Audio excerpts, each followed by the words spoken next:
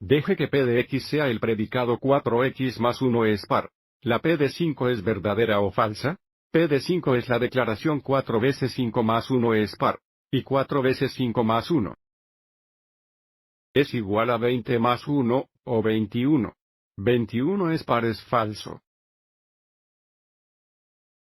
Ya que 2 no es un factor de 21. Y por lo tanto, P de 5 es falsa. Antes de echar un vistazo a las partes B y C, repasemos los cuantificadores matemáticos.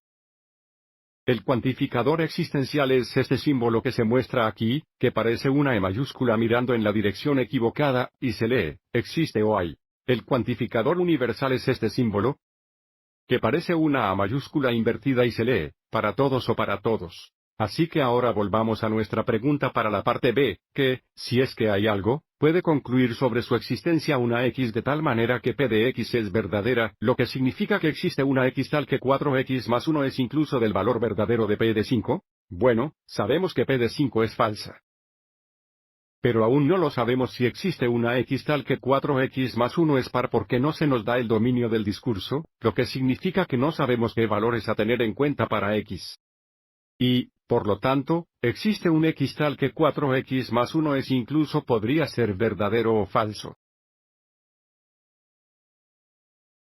Por ejemplo, si supiéramos que 1, 4 estaba en el dominio del discurso, P de 1, 4 indicaría que 4 veces 1, 4 más 1 es par.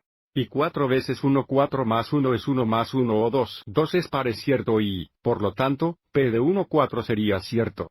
Pero de nuevo, no sabemos si 1, 4 está en el dominio del discurso, por lo que existe una X. De manera que P de X podría ser verdadero o podría ser falso. Y luego, para la parte 100, ¿sobre qué puede concluir, si es que hay algo, para cada X, P de X es verdadera, o por cada X, 4X más 1 es par del valor verdadero de P de 5?